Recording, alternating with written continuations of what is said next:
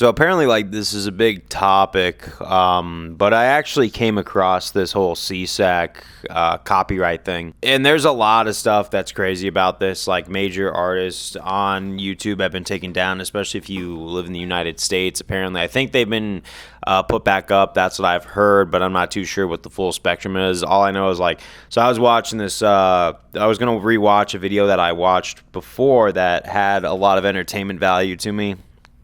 And what happened was it ended up getting taken down, and it even said in fine print because it violates the SESAC, or like it contained music that was under that or something like that. And it was such a underbranded song that I didn't really see it coming, but it must have been under there. So it's not just major artists or major labels, but from what I've heard, the rumors that they came to like an understanding, but the video is still not up anymore. So I don't know if that YouTuber is going to be re-uploading that or anything like that. It takes a big toll on the what if thing. I have to take everything with a grain of salt. I'm not a expert on this kind of stuff. I don't know the terms and conditions word for word when it comes to like that stuff. But what I do know about like using content, audio, video that doesn't belong to you, it is a very slippery slope.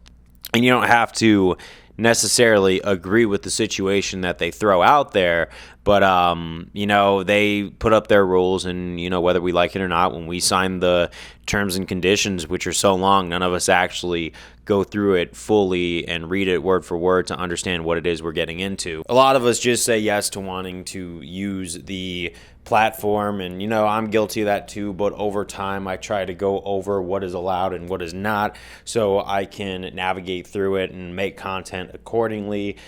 Typically I try my best to make stuff that won't be asked to be taken down for copyright purposes, mainly just because I want to make all of my stuff basically original, because I know that making, obviously I got the gameplay on a lot of these videos, but what I will do is I will take the audio out because that helps a little bit. But these tech companies that we use for platforms are always, they're ever changing, meaning the rules are always super different. And like I said, like music or intellectual property that always is like, it's never yours, right? And you just use it with your thing, like fair use. It's always just such a slippery slope. That's why you see some people copyright striking other people's videos. Me personally, I just try my best not to have that happen.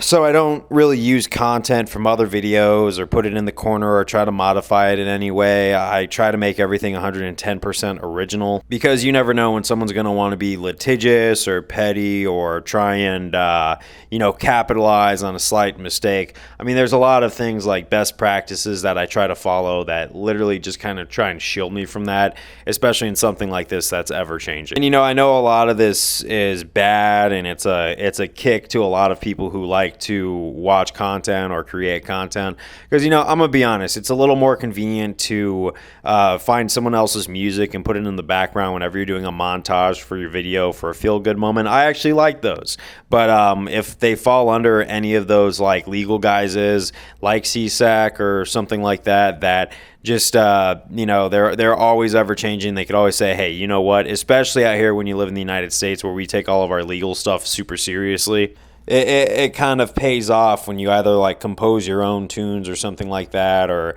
get into music composition or everything, and just make all the tracks and everything like yourself. And I understand it's a grind, it's a lot of work, it's one thing after another, but it does protect you from kind of these kinds of things from happening. Because moving forward in the future, right, it's like forever content just kind of like, like the best, most everlasting content is what I'm trying to say, is the stuff that's like created from the ground up. That's why when it comes to making beats, I don't really use samples in them. I just know it's a slippery slope. Someone might have a change of heart, decide to say something, and you never know how far that one complaint can possibly go. I understand that I have some shorts on my channel that are of me cooking, and I put some music over them. Granted, it was brought to me by like the YouTube music and the YouTube shorts, their options that they have. So if they ever have to retract those options, I'm expecting there to be like no music over those cooking videos at all. Even moving forward, I'm probably going to stop doing that just because I understand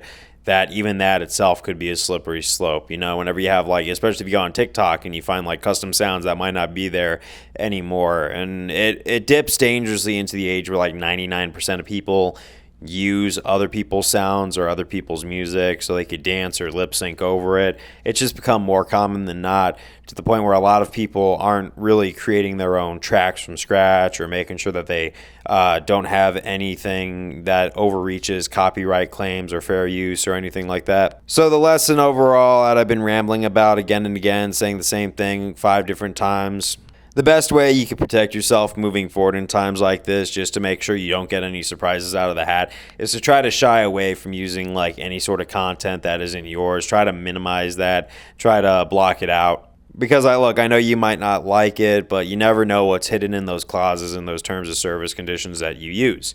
Again, I'm not a legal expert necessarily, but you catch my drift. I always had a feeling for the past couple of years something like this was going to happen. So I really, got into a creativity seminar where they talked about like the power of creativity and how like once it's yours, And there comes a lot of great protection in that, because you don't want to be doing really well and then not be doing so good because of something that you probably overlooked in the fine print. But that's what I got to say. Peace out, and try to be more creative in the future. I know it's a long grind and it can be frustrating sometimes because not everybody has the same ear or eye for different sorts of art. So you really have to find your own rhythm. But I think, through that struggle of finding out what you're really all about through that process can open up some doors. So maybe this might actually be a blessing in disguise, but who knows? Thank you, and later.